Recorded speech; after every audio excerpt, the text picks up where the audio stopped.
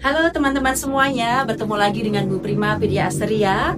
Kita pada hari ini akan belajar untuk materi berikutnya pada kursus AI for Academic Editing ya. Pada pertemuan ini kita akan membahas tentang kesalahan-kesalahan utama dalam menulis karya ilmiah serta bagaimana kita memanfaatkan AI, menggunakan AI membantu kita dalam mengatasi masalah tersebut. Jadi kalau ada masalah, jangan takut, kita harus mengatasi masalah tanpa masalah, begitu ya. Nah, ketika menulis karya ilmiah, misalnya artikel, skripsi, tesis, disertasi, tentu kita bisa saja membuat salah ya, itu gak apa-apa.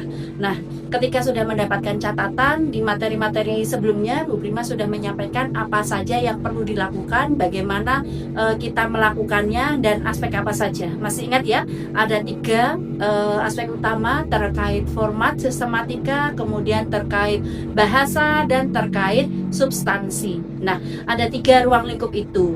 Sekarang kita akan bahas dari ketiga ruang lingkup itu. Biasanya selama ini ya, kalau ada mahasiswa bimbingan kepada Bu Prima atau konsultasi kepada Bu Prima, itu biasanya kesalahan apa sih yang sering terjadi, begitu ya.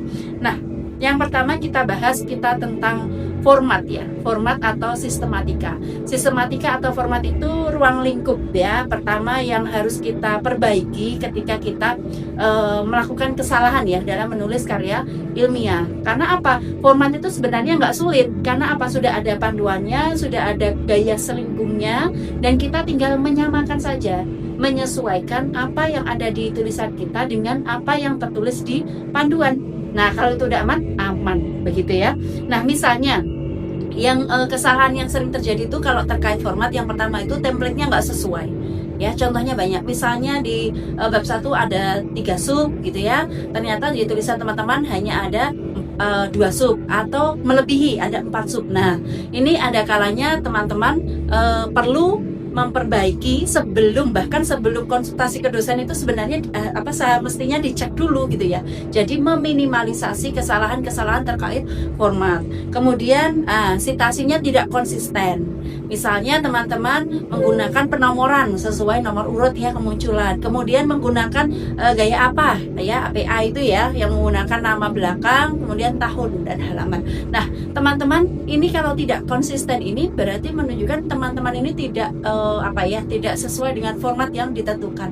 Maka cek lagi apapun yang diminta oleh pedoman ya, apa yang sudah tertulis itu yang harus kita ikuti. Kemudian ada tabel atau gambar tapi tidak ditulisi nomornya atau tidak ditulis keterangan. Jadi kalau pada pertemuan sebelumnya ya, Ibu membahas bahwa dalam sebuah karya ilmiah itu alangkah lebih baiknya juga disajikan ya secara visual data-data atau sajian data itu secara visual, misalnya menggunakan tabel, grafik, gambar. Nah, ketika kita menggunakan itu, kita harus memberikan keterangan. Jangan gambar jebret, tabel ditulis saja begitu ya.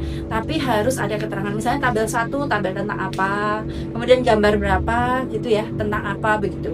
Sehingga itu visual dan keterangannya itu memudahkan kita untuk menjelaskan. Jadi misalnya ada tabel ya jangan tabel langsung gitu ya. Misalnya dikasih pengantar, kemudian ada tabelnya, kemudian teman-teman memberikan penjelasan ya, argumen tentang tabel itu gitu ya. Itu terkait format. Kemudian terkait bahasa, biasanya kesalahan-kesalahan mahasiswa itu ya bahasanya tidak efektif ya. Nah, ini kalau di perguruan tinggi teman-teman sudah mendapatkan mata kuliah bahasa Indonesia ya, atau misalnya teman-teman kalau lupa, nah kalian bisa lihat ya pedoman tata bahasa ya, kaidah yang berlaku di kita sekarang di edisi 5. Nah, itu perlu dicek ke situ. Kemudian ejaannya tidak baku. Kalau mau tahu baku atau tidak, kalian bisa cek di KBBI ya, versi daring juga bisa. Kemudian ini ada juga campur kode tanpa alasan. Kalau teman-teman memang sengaja meneliti terkait bahasa dan ada bahasa asing, maka juga ada cara penulisannya ya, dimiringkan seperti itu. Tetapi kalau teman-teman campur aduk ya, formal, informal, terus bahasa asing ini dan penulisannya tidak tepat, itu menjadi kesalahan pada aspek bahasa. Itu ya, itu contoh-contoh kesalahan yang sering terjadi. Nah, kemudian terkait konten ya, di ruang lingkup yang ketiga yang Ibu jelaskan kan setelah format atau sistematika, kemudian tentang bahasa, kemudian ada juga tentang konten atau substansi. Nah, pada aspek konten atau substansi biasanya yang terjadi itu adalah judul tidak mencerminkan isi. Teman-teman, dalam menulis itu, judul itu ibarat apa ya? Pintu atau jendela, sehingga bisa menggambarkan sebenarnya di dalam itu isinya tentang apa. Nah, kalau judulnya itu tentang A begitu, tetapi ternyata di dalamnya itu tentang B, maka judul dan isinya ini tidak konsisten, tidak sesuai begitu ya teman-teman ya. Nah, ini juga perlu diperbaiki gitu, karena menjadi secara substansi atau konten itu tidak sesuai. Kemudian, nah abstraknya ini juga tidak lengkap. Maka teman-teman, ketika teman-teman membaca buku panduan, buku pedoman penulisan atau apa aja ya, ini namanya gaya selingkuh, itu biasanya selalu ada keterangan. Jadi misalnya dimulai pada bagian abstrak, terus ada keterangan di situ penjelasan. Abstrak memuat tujuan, kemudian metode, kemudian apa itu? Analisis data, kemudian misalnya apalagi ya, itu dicantumkan. Kemudian ada kata kunci dan seterusnya. Nah, ini merupakan penjelasan-penjelasan. Sama di bawahnya misalnya ada latar belakang memuat bla bla bla bla bla. Nah, poin-poin inilah yang harus ada secara konten, secara substansi, itu ada di karya ilmiah teman-teman. Jadi itu harus dicek, tidak hanya nama sub-subnya saja. Kalau nama-nama sub-subnya atau bagian-bagiannya itu secara sistematika, tetapi di dalamnya itu ada apa, itu secara substansi atau konten. Jelas ya? Jadi teman-teman nanti perlu juga yang bagian konten ini atau substansi ini adalah linearitas. Karya ilmiah itu harus linear.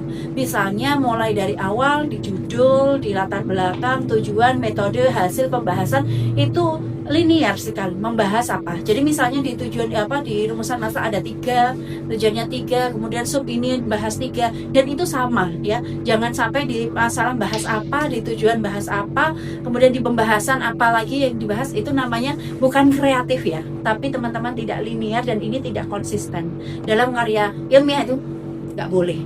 Oke? Nah, teman-teman, tampaknya itu saja materi hari ini ya, itu sudah cukup untuk melengkapi wawasan atau pengetahuan teman-teman terkait kesalahan-kesalahan. Kita bukan untuk melakukan kesalahan itu ya, tetapi belajar tentang kesalahan ini tujuannya adalah agar kita mengetahui sehingga kita bisa menghindari ya, memitigasi agar kita tidak melakukan kesalahan tersebut. Oke? Baik, Ibu rasa cukup dari Ibu. Setelah ini silahkan mengerjakan latihan-latihan yang ada pada menu latihan ya, dan kita lanjutkan pada pertemuan minggu depan. Tetap semangat, sukses, karya ilmiah yang berkualitas. Terima kasih, sampai jumpa.